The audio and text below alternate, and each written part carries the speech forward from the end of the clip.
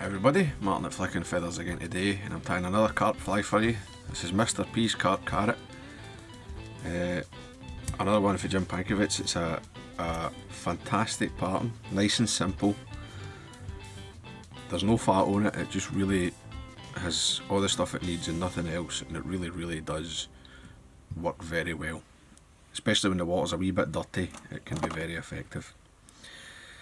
As always, I'll put a materials list in the description, along with a link to the Patreon page for anybody that wants to support the channel, get access to the members only content, the monthly fly tying classes, and enter the giveaways. You can also like the video, watch it all the way to the end, share it, that all helps the channel to grow. So I've got my hook and my vise. This is a size 8 Kamasan B175. Tie these 10 to 4. Say if you're carrying two sizes, skip one, like tie an 8 and a 4 or a 10 and a 6. I've run on some uni fluorescent fire orange and 8.0. I'm just going to catch in some, in this case I'm using brass bead chain, but you can use dumbbells or whatever you like to suit where you're fishing. Again, like carry them in two sizes, two weights, and you'll cover plenty of situations. I'm just lashing these on figure 8s and then yoke wraps over the eyes and under the hook, and then under the eyes and over the hook, and then I'm ready for my rubber legs. So I'm going to get a strand of white round rubber, make sure I've got plenty. Now I believe originally Jim tied these flies without the rubber legs, and they do work without the rubber leg. But I think the rubber leg does add to them. So just catching that, folded it over the thread, just catching it right behind the bead chain. Take 2 or 3 wraps just to grip it, and then I'm going to come over, stretch the legs, put them tight, and then run back. When you don't need to really yank on them, but just get them tied in all the way along there, and make sure they're sort of coming out at a V on the top. The rib, you can use oval tinsel, wire, up to you. Just got to use some gold wire here, and I'm just going to tie it the length of the body.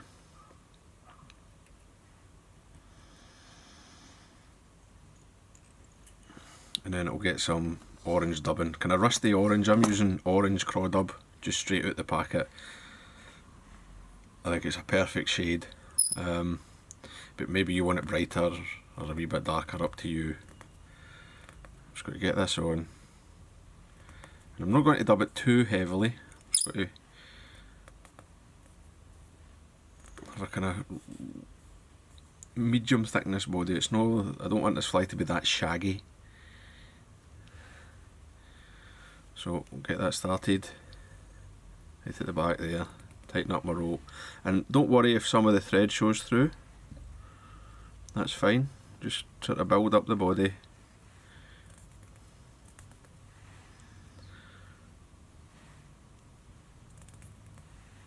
Tighten that as you go, take away any excess.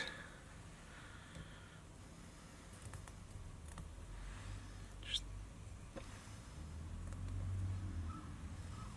that tied in. And that's plenty buggy enough. I'm not even going to brush it with the Velcro. Take a full turn with the rib at the back, and then I'll come up the body. It's 5 turns, into the 6th, catch it off, nice and tight. A good few wraps. Just any fibres going forward, you can just pull them back, and then I'm going to come through the eyes again.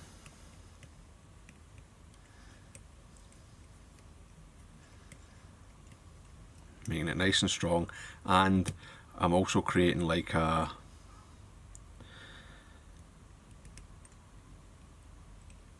nice smooth bed for me to tie my hackle in.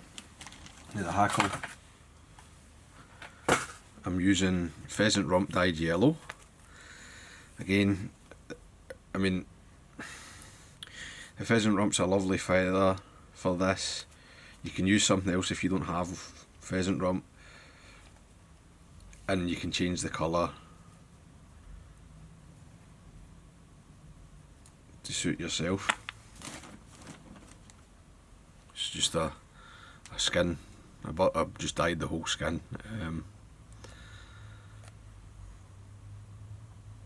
So we'll get this ready. Strip off the fluff. Take that away. I'm going to tie the hackle in by the tip. It's a bit footery, so we're just getting with my hackle pliers. That'll help me expose it. There we go.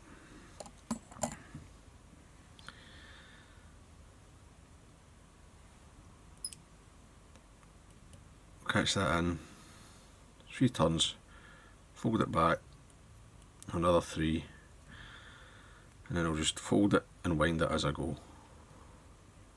I'm just going to use the whole feather for this. If you want, you can tie it a bit sparser. It's entirely up to you, it's your fly.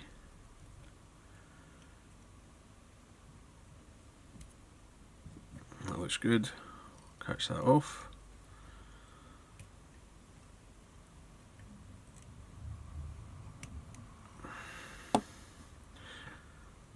Now what I like to do, I'll take the bare stem onto the underside and I'll catch it in.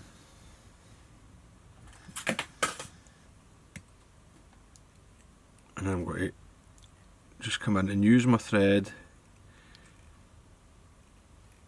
just to cover up.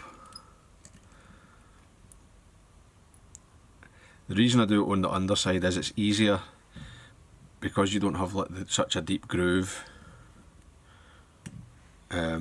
You can snap that away and it'll cut clean.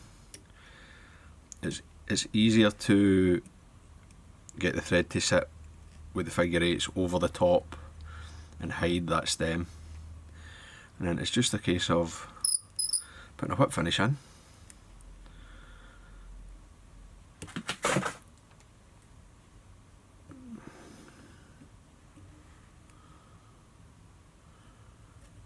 Stroke the hackle to take the twist out, and cut the legs. I like a decent length, say about I want a hook length behind the hook or so, and you can trim it back if you feel that it's a wee bit long when you're on the water. You know, you can't put it on when you're out fishing, but you can certainly cut it away or even pull them right off. And then good blobber varnish. That will just soak into the thread and your fly's done. So I hope that was useful. Hope you enjoyed it. If you did, remember to give me a thumbs up below. And I'll see you for another video. Tight lines, guys. Bye.